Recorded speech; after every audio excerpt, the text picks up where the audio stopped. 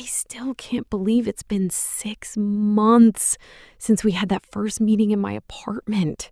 The meeting where we had one whiteboard, 2 pizzas, and absolutely no idea what we were doing. Exactly that one.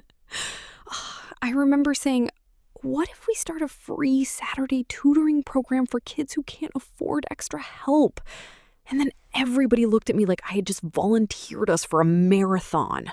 To be fair, you did volunteer us for a marathon. You just called it a small community project.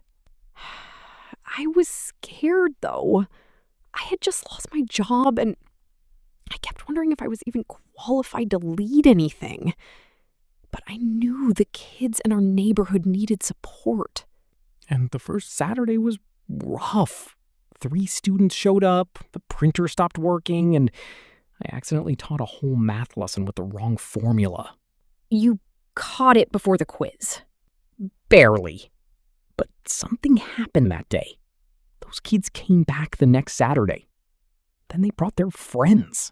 That was the moment I realized success doesn't always begin with a perfect plan. Sometimes it begins when you simply show up again. And again, and again. Usually with coffee. Especially with coffee. Especially with coffee. By the 3rd month, we had 30 students and no money left for supplies. That was when you made the spreadsheet. I made several spreadsheets. You made one spreadsheet to track donations, one to track attendance, and one to track the other spreadsheets. Organization kept us alive. But honestly, I was exhausted. I was working full-time during the week and running the program on weekends. I started thinking, maybe this is too much. I remember. You called me at midnight and said you were quitting.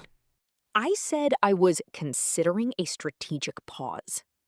You were crying into a bowl of cereal. That too. Then you reminded me of something. We didn't have to carry the whole thing alone. So we asked for help. The local library gave us a room. A retired teacher donated books. 2 college students offered to tutor. Even the coffee shop started giving us leftover pastries. The project changed when we stopped trying to prove that we could do everything ourselves.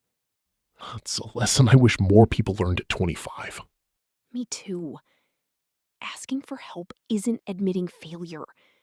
Sometimes it's the most responsible thing you can do. And the biggest surprise? The kids started helping each other. The quiet students began leading reading groups. They weren't just receiving support anymore. They were creating it. That's when the program became a community. Last Saturday, we got the news. The city approved a small grant for us. Small grant? Huge reaction. Jordan actually danced in the parking lot. I saw that. No one can unsee it. I have no regrets. The money will help us rent a bigger space and buy laptops, but the grant isn't the real success story. Then what is? The real success is that 6 people who felt uncertain about their own futures decided to build something useful together. We all thought we needed to become successful first. Then we could help other people. But it happened in the opposite order. We helped people while we were still figuring ourselves out. I'm still figuring myself out. Last week, I searched how to run a nonprofit and watched a video made by a guy explaining it from his car.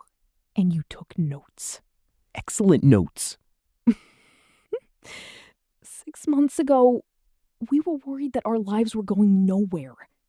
Now we have a project, a team, and 30 young people who believe they can learn something difficult and keep going. Maybe that's what progress really looks like. Not one giant breakthrough, but a group of ordinary people choosing not to give up on an ordinary Saturday. So if you're 25 and you feel behind, remember this. Your life is not late. You you may simply be in the beginning of something you haven't learned to recognize yet. Start small. Ask for help. Show up again. And bring coffee. Always bring coffee. That was our first success. And it won't be our last.